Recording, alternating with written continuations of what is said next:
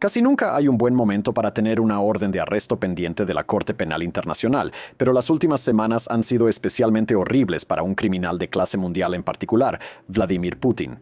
El medio británico The Independent lo describió como afónico y con las mejillas hinchadas después de una aparición poco favorecedora en el Foro Económico Internacional de San Petersburgo. Muy diferente al Vladimir Putin de antes, que jugaba hockey sobre hielo junto a leyendas rusas y montaba a caballo sin camisa.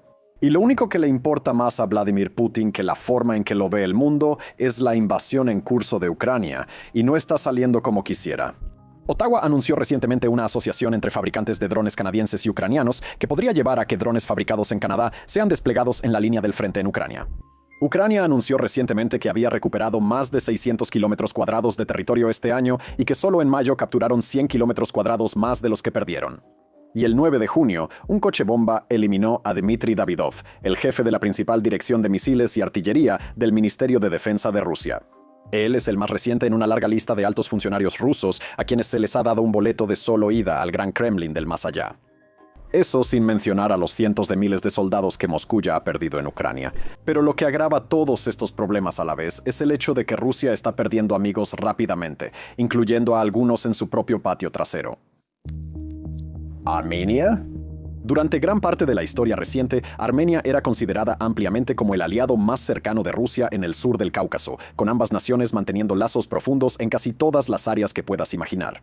Rusia es el principal socio comercial de Armenia, y el comercio bilateral entre ambas naciones representa más de un tercio del volumen total de comercio exterior de Armenia en 2025. China estaba en un distante segundo lugar, seguida por la Unión Europea. Los dos países estaban tan estrechamente vinculados que Ferrocarriles Rusos, una empresa estatal bajo sanciones occidentales, controla la red ferroviaria de Armenia como parte de un acuerdo firmado en 2008. Armenia también es miembro de la Organización del Tratado de Seguridad Colectiva, liderada por Moscú, alberga una base militar rusa en el norte del país y depende en gran medida de Rusia para obtener gas natural barato. Sin embargo, esta relación ha estado en crisis desde hace un tiempo, especialmente después de que Rusia no ayudó a Armenia en su guerra con Azerbaiyán por la disputada región de Nagorno-Karabaj, a pesar de sus compromisos previos y la presencia de miles de fuerzas de paz armadas. Como resultado, Ereván congeló su participación en la CSTO liderada por Rusia, amplió su cooperación en defensa con Francia y comenzó el proceso para ingresar a la Unión Europea. En una de las señales más claras hasta ahora de que Armenia se está acercando a Occidente, el secretario de Estado estadounidense Marco Rubio visitó recientemente Ereván y firmó un acuerdo de asociación estratégica con el ministro de Relaciones Exteriores de la nación. De hecho, cuando la gente acudió a las urnas para elegir a los miembros de la Asamblea Nacional del país el 7 de junio, esto fue ampliamente visto como un referéndum sobre la futura dirección de Armenia, si continuar con este acercamiento hacia Occidente o volver a los brazos de Moscú. Y los partidos políticos que participaron en esa elección reflejaron la división nacional. De un lado estaba el primer ministro Nikol Pashinyan y el partido gobernante Contrato Civil, que ha apostado toda su identidad política en el giro hacia Occidente. Del otro lado estaba una oposición prorrusia fragmentada en tres bloques. Armenia Fuerte, liderada por un multimillonario ruso-armenio bajo arresto domiciliario por supuestamente llamar al derrocamiento del gobierno.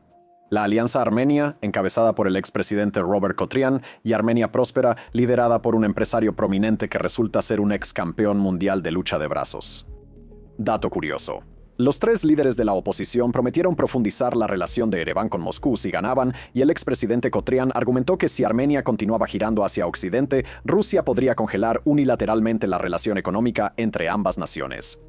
Los partidos de la oposición no fueron los únicos que defendieron la idea de estrechar lazos con Rusia. Moscú llevó a cabo una campaña de presión sostenida para convencer al pueblo armenio de elegir figuras pro-Kremlin.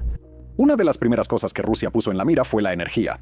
Antes mencionamos que Armenia dependía de Rusia para obtener gas natural barato, pero no dijimos cuán barato era ese gas ni cuánto recibía Ereván. En 2025 Armenia importó el 82% del gas natural que utilizó desde Rusia, pagando $177.5 por cada 1000 metros cúbicos. Eso es más de 3 veces más barato que los $600 que otros países europeos pagaban por el gas natural. Un portavoz del Ministerio de Relaciones Exteriores de Rusia advirtió que Rusia estaba preparada para cancelar unilateralmente un acuerdo bilateral de 2013 que garantiza a Armenia la entrega libre de impuestos de gas natural y productos petroleros. Pashinyan restó importancia a esto, argumentando que la membresía en la Unión Europea eventualmente traería mucho más dinero del que Armenia perdería por un aumento en los precios del gas natural ruso. Luego vinieron las prohibiciones. A partir de finales de mayo, los organismos rusos de control agrícola y de seguridad al consumidor restringieron la venta de una amplia variedad de productos armenios, incluyendo alcohol, flores, frutas y agua mineral. Rusia afirmó que estas prohibiciones se implementaron debido a infracciones sanitarias y de seguridad, pero los observadores señalaron que esto es parte del manual estándar de influencia de Rusia. Después de todo, Rusia hizo lo mismo con Ecuador en 2024 cuando prohibió la importación de plátanos y flores después de que Ecuador aceptó una oferta de Estados Unidos para intercambiar equipo militar de la era soviética por armas estadounidenses modernas. El equipo de la era soviética iba a ser entregado a los ucranianos para que lo usaran en su lucha contra Rusia. Sin embargo, Ecuador canceló el acuerdo para evitar perder el acceso al mercado ruso, que representaba más del 20% de sus exportaciones de plátano, así que no es difícil ver por qué Moscú podría esperar que un país mucho más dependiente como Armenia ceda ante la presión. Más allá del comercio, Rusia también intensificó la presión diplomática. El 29 de mayo, Rusia y sus aliados en la Unión Económica Euroasiática, o UEA, los países de Bielorrusia, Kazajistán y Kirguistán, emitieron una declaración conjunta pidiendo que Armenia celebre un referéndum nacional lo antes posible para elegir entre unirse a la Unión Europea o permanecer en la UEA. Si Armenia realizaba tal referéndum, corría el riesgo de avivar las divisiones existentes entre quienes apoyan a Rusia y quienes apoyan a la Unión Europea. Vladimir Putin fue más allá, advirtiendo que si Armenia continuaba buscando la integración europea, se encontraría en la misma situación que Ucrania. O sea, hermano, ya estás teniendo problemas en Ucrania. No puedes darte el lujo de abrir otro frente, ¿verdad? Rusia también invirtió fuertemente en el mismo tipo de campaña de desinformación que hemos visto en otros lugares, incluyendo Moldavia. Pashinyan y altos funcionarios fueron acusados de tráfico sexual de menores, de poseer propiedades de lujo no declaradas en Francia y los Emiratos Árabes Unidos, y de importar desechos radiactivos al territorio armenio. Nada de esto funcionó. El Partido Contrato Civil de Pashinyan ganó el 49.81% de los votos, Armenia Fuerte quedó en segundo lugar con el 23.29% y la Alianza Armenia, a pesar del perfil de Kotrian como exjefe de Estado, terminó en muy por detrás, en tercer lugar. Los resultados le dieron al Contrato Civil una mayoría de 64 de los 105 escaños en la nueva Asamblea Nacional, fortaleciendo el mandato de Pashinyan para continuar el avance de Armenia hacia Occidente. Rusia inmediatamente protestó, alegando que las elecciones se llevaron a cabo bajo una presión sin precedentes sobre la oposición e interferencia de Occidente. Moscú también impuso una prohibición a una lista adicional de productos armenios en un intento de aumentar la presión económica. Sin embargo, no está claro qué logrará esto. Los resultados de las elecciones ya han dejado muy claro que el pueblo armenio quiere alejarse de Rusia y cualquier intento adicional de presionar a Ereván solo confirmará que tomaron la decisión correcta. Para Rusia, esto será un trago muy amargo, debido a las suposiciones de hace mucho tiempo de que Ereván siempre permanecería como parte de su esfera de influencia, ya sea mediante el poder coercitivo del gas barato o mediante la coerción pura y simple, Ereván. Alejarse de eso es una demostración de soberanía a la que Moscú aún no se ha acostumbrado. Para los observadores regionales, este resultado es una confirmación de la influencia decreciente de Rusia en una región donde antes era la potencia hegemónica indiscutible. Un declive que no se limita solo a Armenia o al sur del Cáucaso. Ahora, antes de continuar, hagamos una breve pausa para hablarles de nuestro fantástico sitio para suscriptores. Warfronts es nuestro medio para todas las historias. No tenemos espacio para hacer justicia aquí en el canal principal, donde profundizamos más de lo que podríamos hacer en YouTube. Cada semana subimos 2 videos exclusivos, 2 artículos escritos por expertos y 1 o 2 podcasts, todo sobre los conflictos y las historias geopolíticas que más te importan. Eso incluye Ucrania, Irán, Sudán, el Sahel, Europa y otros lugares, sin mencionar todos los conflictos que el resto del mundo suele ignorar. Una suscripción cuesta solo $5 al mes o $50 al año. Eso es Warfronts. Échale un vistazo. Y ahora volvamos al episodio de hoy. Perdiendo amigos. El 8 de diciembre de 2024, después de más de una década de combates, el grupo rebelde Hayat Tahrir al-Sham, o HTS, hizo algo que muchos observadores pensaban que era imposible. Capturaron la capital siria, Damasco, y pusieron fin al reinado de Bashar al-Assad, quien huyó a Moscú esa misma noche en un avión militar ruso. Rusia había invertido más de $20.000 millones en Siria desde 2015, una cifra que cubría operaciones militares, desarrollo de puertos y contratos de reconstrucción que Moscú había asumido que le darían dividendos durante décadas. A cambio, Rusia obtuvo exactamente lo que quería: una presencia militar permanente en Medio Oriente. Esa presencia se basaba en 2 instalaciones. La primera es la base naval de Tartus, en la costa mediterránea de Siria, que era el único centro naval permanente de Rusia en el extranjero. El Kremlin había firmado un acuerdo con el régimen de Assad en 2017 que básicamente le regaló la base al Kremlin por 49 años. La base era importante para que Rusia estacionara buques de guerra y proyectara poder cerca del flanco sur de la OTAN. La segunda es la base aérea de Yemeinim, cerca de la ciudad de Latakia. Rusia había invertido grandes sumas para asegurarse de que el aeropuerto pudiera servir mejor a aviones grandes, incluidos bombarderos de largo alcance. La base aérea cumplía 2 propósitos. 1. Era un punto importante desde el cual Rusia podía proyectar su poder, y 2. Era un nodo crucial en la expansión de Rusia hacia África. Nikolai Zhukov, un experto en Medio Oriente de un grupo de expertos con sede en Moscú, describió a Siria como el punto de partida de Rusia hacia África. Moscú había construido un corredor que iba desde la costa siria, atravesando el este de Libia y llegando hasta Sudán y el Sahel, utilizándolo para desplegar y rotar combatientes del grupo Wagner y para enviar armas hacia el sur. Algunas de estas armas, incluidos misiles tierra-aire, eventualmente llegarían a las fuerzas de apoyo rápido paramilitares en Sudán, una milicia que ha sido acusada de cometer un genocidio en su lucha contra las fuerzas armadas sudanesas. El oro y los diamantes de los países africanos normalmente fluían en la dirección opuesta, proporcionando divisas vitales para financiar la invasión rusa a Ucrania, así que puedes imaginarte lo duro que fue para Rusia cuando Assad cayó y, con él, el acceso de Moscú a estas instalaciones. Rusia intentó negociar un nuevo acuerdo con Damasco, pero no tuvo éxito. Para principios de marzo de 2025, Rusia había retirado gran parte de su equipo militar de Tartus, incluidos los barcos que anteriormente habían atracado allí. Rusia todavía está intentando llegar a un acuerdo con el gobierno sirio, pero el Instituto Internacional de Estudios Estratégicos señaló que cualquier acuerdo que Moscú logre eventualmente con Damasco será en términos menos favorables que los que Assad había ofrecido. Lejos de Medio Oriente, tenemos que hablar de otra gran pérdida que Rusia sufrió en Europa, Moldavia. En 2016, Igor Dodon fue elegido presidente de Moldavia con una plataforma fuertemente prorrusia, pero fue derrotado en las elecciones de 2020 por la prooccidental Maya Sandu. En un intento por instalar un gobierno pro-Rusia, Moscú hizo todo lo posible para influir en las próximas elecciones de 2024. Según informes, a los moldavos se les ofrecían $3,000 al mes para acampar en Chisinau y organizar protestas antigubernamentales. Eso es casi 4 veces el salario promedio del país. El dinero fue acompañado por una operación en línea igualmente agresiva, donde granjas de bots publicaban propaganda anti-Unión Europea, críticas al presidente y ataques al partido gobernante. Moscú estaba haciendo todo esto porque mantiene alrededor de 1,500 soldados y 20,000 toneladas de municiones en Transnistria, una región separatista en los límites orientales de Moldavia. Un gobierno moldavo dócil y la presencia de tropas significaban que Rusia podía dificultar la vida tanto para Ucrania al este de Moldavia como para Rumania, miembro de la OTAN al oeste. Con el gobierno decididamente antirruso, el Kremlin ha perdido una de sus palancas más importantes en la región.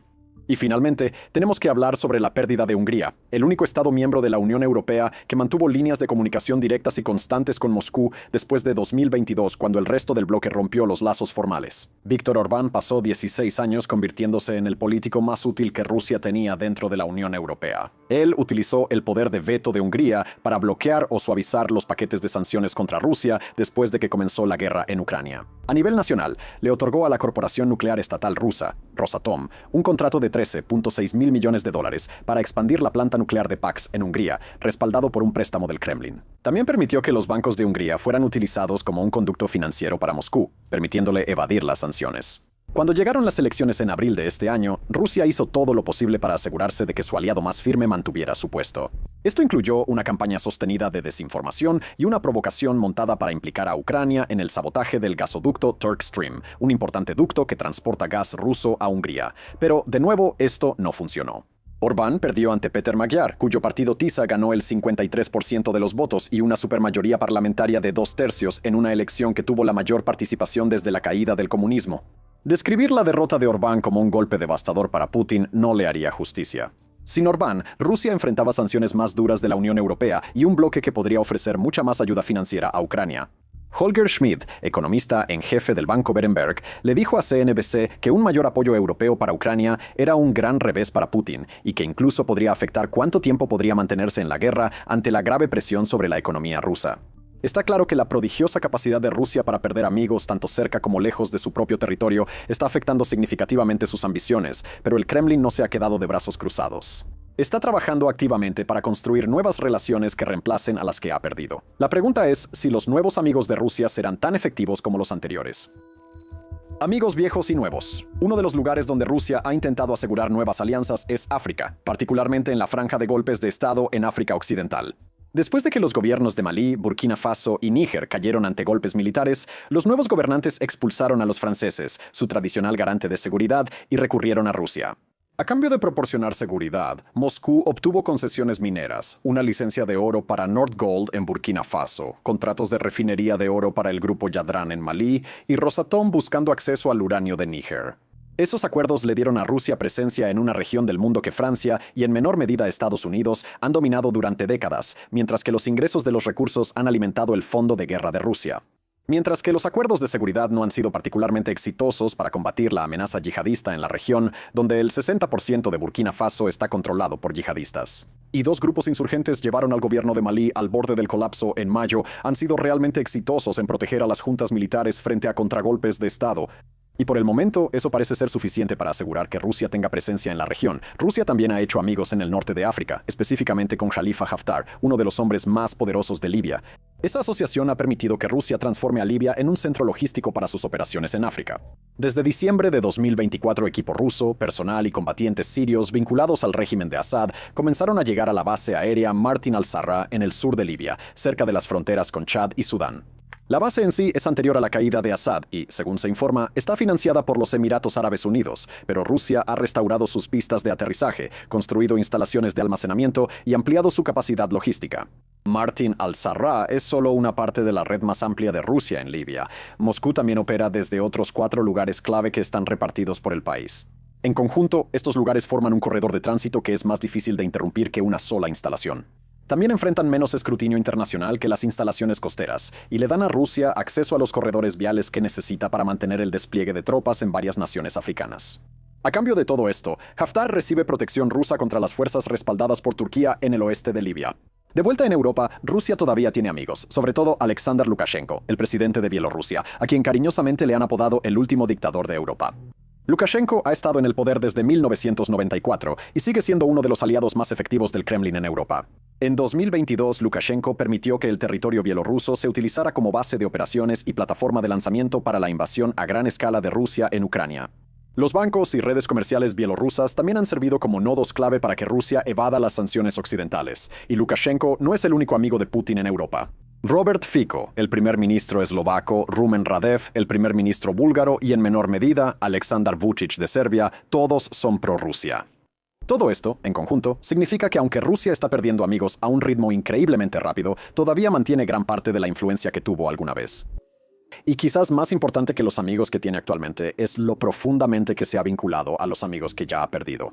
Incluso si Armenia votara por un gobierno pro-occidental, los ferrocarriles rusos todavía controlan la red ferroviaria del país, el flujo de gas natural barato y el aún más importante flujo del comercio en general. La situación es bastante similar en Hungría. Budapest todavía importa cantidades significativas de petróleo y gas de Rusia, y Moscú sigue trabajando en el proyecto de la planta nuclear PAX-2.